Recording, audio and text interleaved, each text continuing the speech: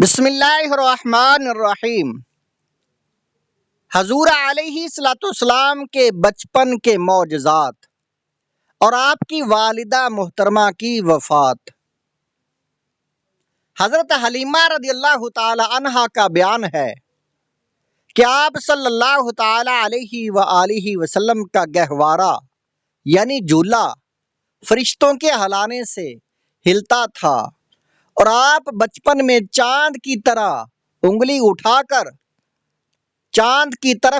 اٹھا کر اشارہ فرماتے تھے تو چاند آپ صلی اللہ تعالی علیہ وآلہ وسلم کی انگلی کے اشاروں پر حرکت کرتا تھا۔ جب آپ کی زبان کھلی تو سب سے اول جو کلام آپ کی زبان مبارک سے نکلا وہ یہ تھا: اللہ اکبر، اللہ اکبر، الحمدللہ رب العالمین، وسبحان اللہ وبکرۃ واصیلا۔ بچوں کی عادت کے مطابق کبھی بھی آپ صلی اللہ تعالی علیہ وآلہ وسلم نے کپڑوں میں بول و براز نہیں فرمایا، بلکہ ہمیشہ ایک معین وقت پر رفع حاجت فرماتے۔ اگر کبھی آپ صلی اللہ علیہ وسلم کی شرمگاہ کھل جاتی تو آپ رو کر فریاد کرتے، اور جب تک شرمگاہ نہ چھپ جاتی آپ کو چین اور قرار نہیں آتا تھا، اور اگر شرمگاہ چھپانے میں مجھ سے کچھ تاخیر ہو جاتی تو غیب سے کوئی آپ کی شرمگاہ چھپا دیتا۔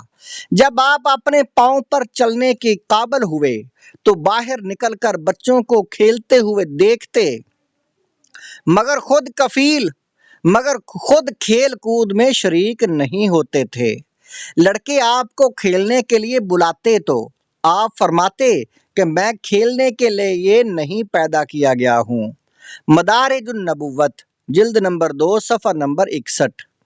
حضرت آمنہ رضی اللہ تعالی عنہا کی وفات۔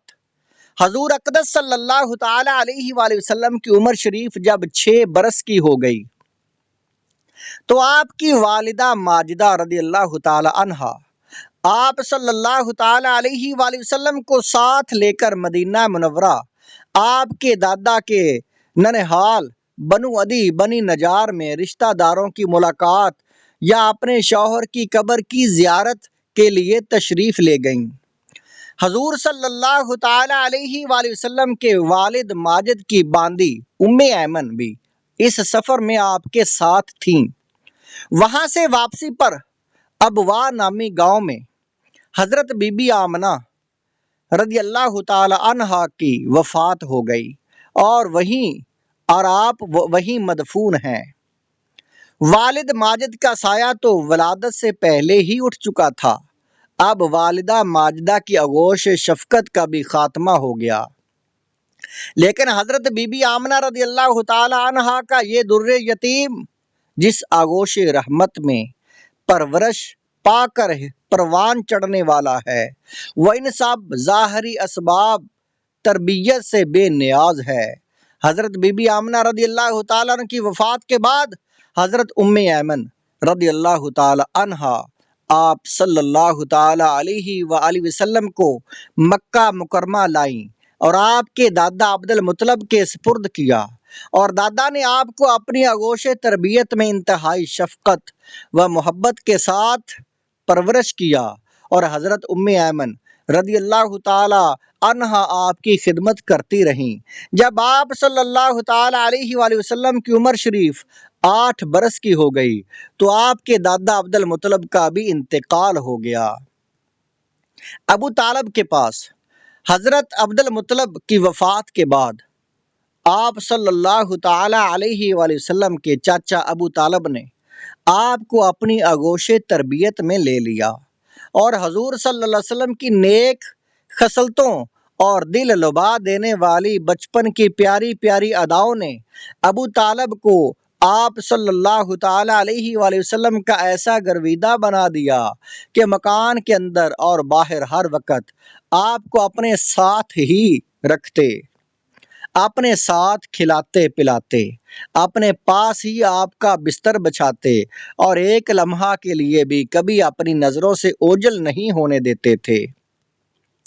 ابو طالب کا بیان ہے کہ میں نے کبھی بھی نہیں دیکھا کہ حضور صلی اللہ تعالی علیہ وآلہ وسلم کسی وقت بھی کوئی جھوٹ بولے ہوئے یا کبھی کسی کو دھوکہ دیا ہو یا کبھی کسی کو کوئی ایذا پہنچائی ہو یا بیہودہ لڑکوں کے پاس کھیلنے کے لیے گئے ہوں یا کبھی کوئی خلاف تہذیب بات کی ہو، ہمیشہ انتہائی خوش اخلاق، نیک اتوار، نرم گفتار، بلند کردار اور اعلیٰ درجہ کے پارسا اور پرہیزگار رہے۔ آپ کی دعا سے بارش۔ ایک مرتبہ ملک عرب میں انتہائی خوفناک قحط پڑ گیا۔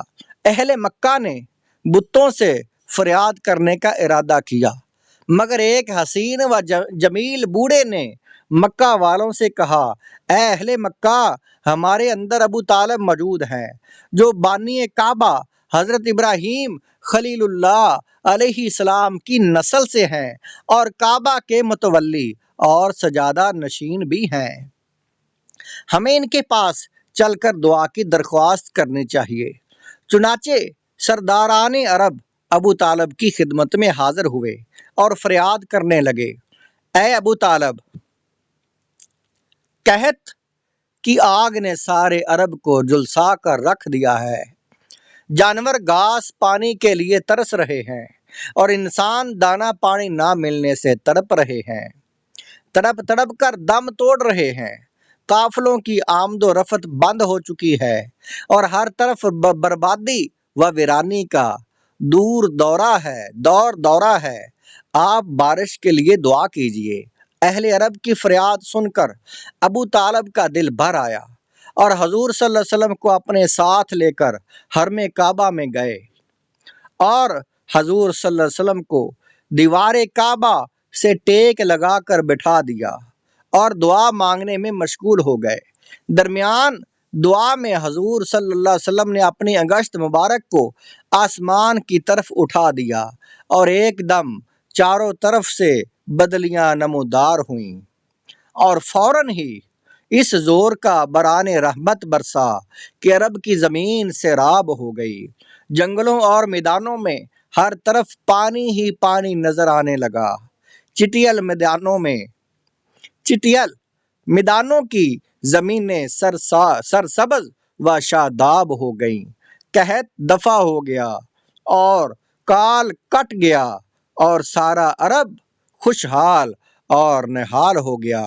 چنانچہ ابو طالب نے اپنے اس طویل قصیدہ میں، جس کو انہوں نے حضور اقدس صلی اللہ تعالی علیہ وآلہ وسلم کی مدح میں نظم کیا ہے، اس واقعہ کو ایک شعر میں اس طرح ذکر کیا ہے، وَأَبْيَضَ يُسْتَسْقَى الْغَمَامُ بِوَجْهِهِ سِمَالُ الْيَتَامِ عِصْمَةٌ لِلْأَرَامِلِ،